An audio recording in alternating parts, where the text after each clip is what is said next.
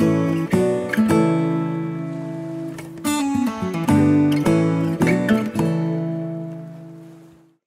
everyone, KT here. I hope that you're doing well on this beautiful Monday. I'm actually out here at Camp Deer Run. I took my dog out here just to relax and enjoy this beautiful weather for a little bit.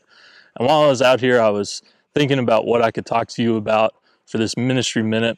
And the one thing that keeps coming back to my mind is this verse in 1 Corinthians chapter 13. It says this. Verse 12 says, "For now we see in a mirror dimly, but then face to face. Now I know in part, then I shall know fully, even as I have been fully known.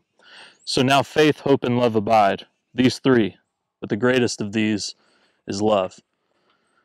And I know that's talking about the idea of us loving each other and the love that we share in through Christ, and knowing that for right now, our love is imperfect.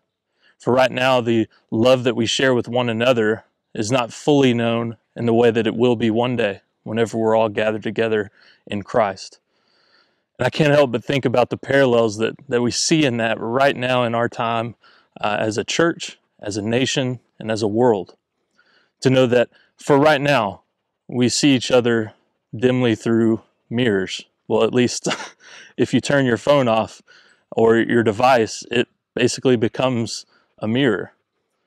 But one day, maybe soon, maybe in a couple of months, who knows? One day we know that we will see each other again. And I know that through that time, through this time of being separated, that God can grow us, that God can allow us to be even more united than ever before, that He can make our love more perfect. And in doing so, as John says, He can cast out that fear.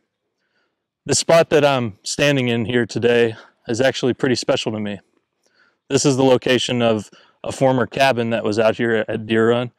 The cabin was called GB6 or Girl Boy 6, and it was actually built over an entire weekend from what I remember being told. And they had like a session with a whole lot of campers coming, and they didn't know what to do. And so they kind of just built this structure up over the course of a weekend just so they could have enough beds and everything for the campers that were coming. A few years back, I was actually here whenever they destroyed it. And I couldn't help but think, man, I'm really going to miss this cabin.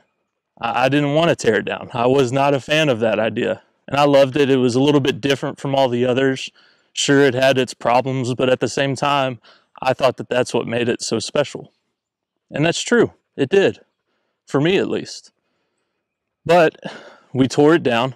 I helped them do that. We set this big fire up, and it was kind of neat to even see that. But at the same time, it was still really sad because ultimately, I just thought they were tearing down a cabin for no reason.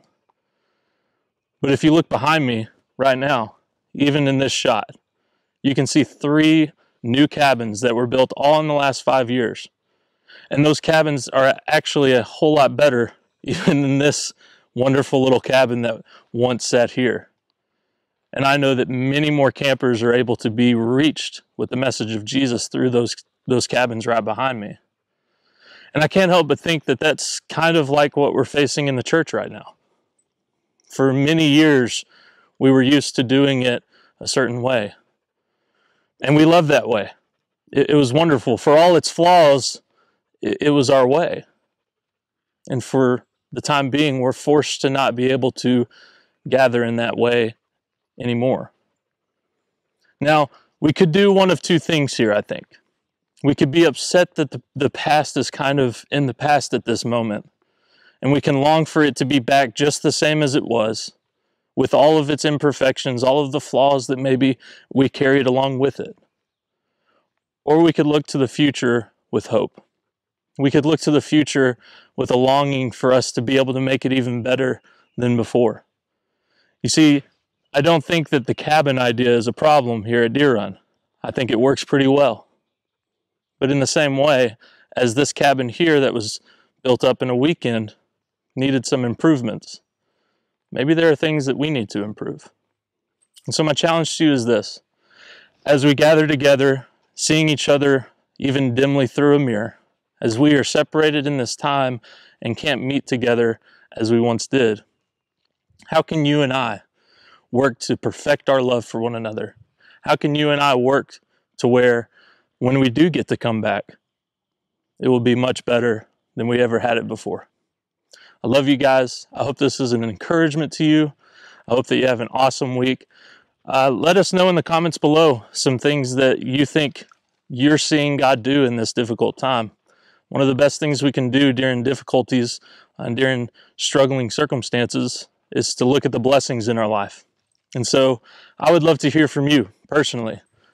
What blessings do you see even during this current virus situation? Love y'all, and I'll see y'all again soon.